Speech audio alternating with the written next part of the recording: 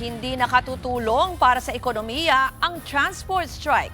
Yan po ang ginit ng palasyo kaugnay ng tugon ng gobyerno at transport sector sa sunod-sunod na oil price hike. Para po sa Detalye Live, mula sa Malacanang may Express Report si Maricel Halili. Maricel, bakit naging ganyan ang pahayag ng palasyo tungkol dito sa transport strike?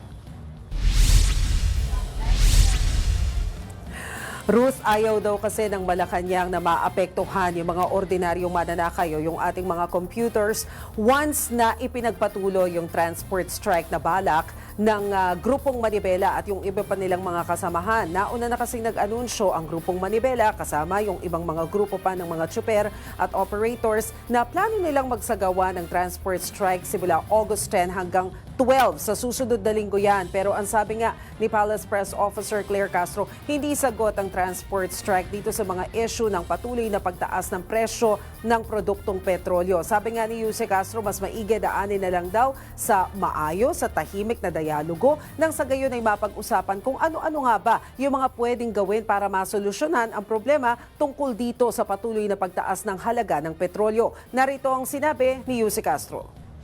Hindi ito ang sagot sa mga ganitong klaseng issue dahil mas mahihirapan lang din po ang ating mga commuters.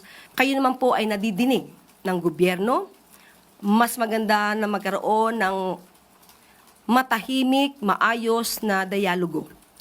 Hindi yung lagi tayo nasa daan dahil hindi po siya ang sagot sa ating mga issue sa ngayon. Hindi po siya makakatulong sa ating ekonomiya.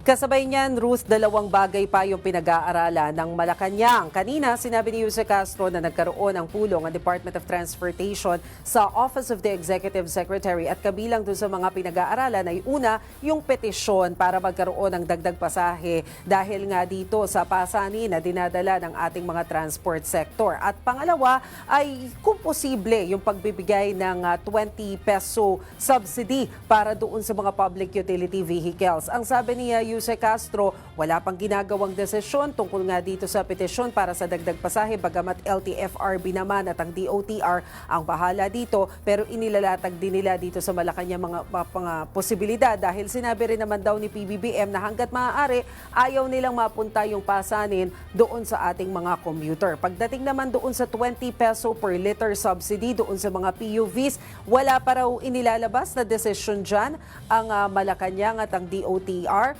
Pero sa ngayon, habang inaantabayanan kung ano magiging decision dyan ng pamahalaan, in-extend muna hanggang end of August yung 10 peso per liter subsidy para maibsa naman kahit papaano yung pasanin ng ating transport sector. Narito ang sinabi ni Jose Castro. Well, ang sabi naman ng Pangulo, sana ay hindi makaapekto kung magkakaroon ng pagtaas ng pamasahe o hindi magkakaroon ng taas ng pamasahe. Ayaw po sanang makaapekto ito sa ating mga commuters dahil alam po natin ang epekto ng krisis sa Middle East. Pero ito po ay pag-uusapan, kasama po ito sa pag-uusapan mamaya. Kung meron pong narating na desisyon patungkol po dito ay ipagbibigay alam ko po sa inyo agad.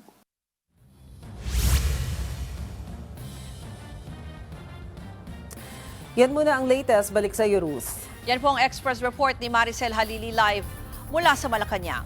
Mga kapatid, Ruth Cabalco, para sa mabilis na pasada ng mga balitang dapat niyong malaman, mag-follow at mag-subscribe sa social media pages ng News 5.